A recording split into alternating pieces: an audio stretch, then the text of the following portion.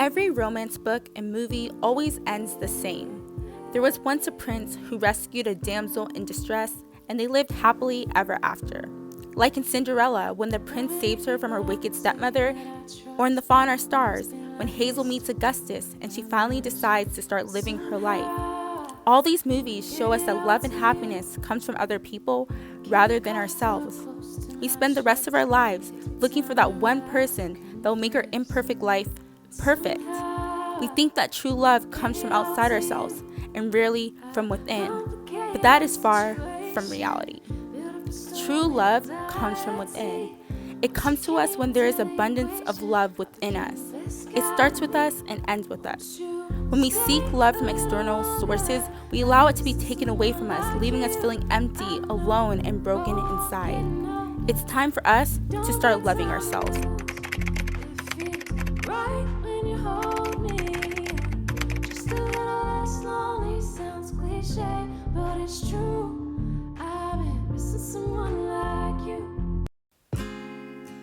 What is self-love?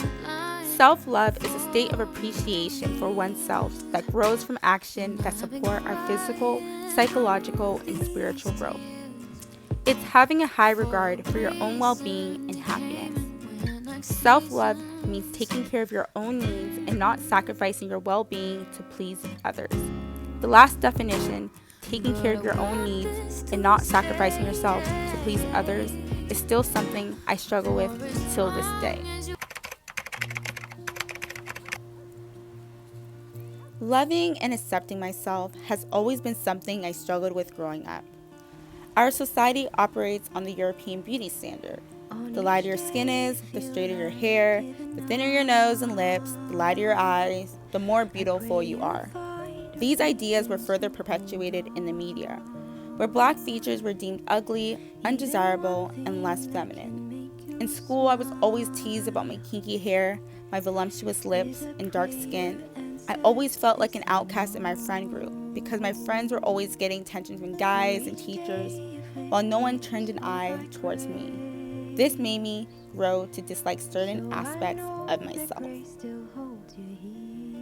As a result, I tried to fit into the Eurocentric beauty standard. I would wear box braids to hide my tightly coiled hair. I would wear makeup to make my skin look lighter.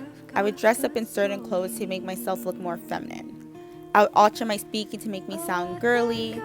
And as I continued to change myself and who I was, I started to be unrecognizable to myself. The problem with trying to fit into a beauty standard and receive external validation is that the beauty standards are always changing, and external validation can be taken away at any moment. Because I wasn't confident in myself, I allowed people to tell me who I am. Aaliyah, you are so beautiful. I believed I was beautiful. Aaliyah, you are so kind. I believed that I was kind. Aaliyah, you are so smart. And I would believe it because it was coming from someone else. But at the same time, I also believed the negative things people would tell me. Aaliyah, you are ugly. Your nose is big. You're petty, making me dislike myself even more. It was to the point I had no confidence. You see, when you don't love yourself, you give people the right to dictate the type of love you deserve. You allow people to tell you who you are and how you should act. You start being someone you don't even recognize anymore.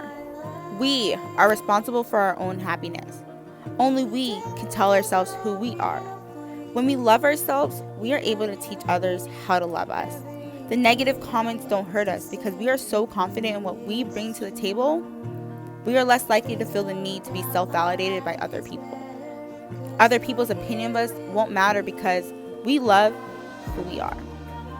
How we begin to love ourselves is spending more time with ourselves and treating ourselves like a partner. We practice our own love language on ourselves. We take ourselves on dates because when we have a healthy relationship with ourselves, we are able to build a healthy relationship with others.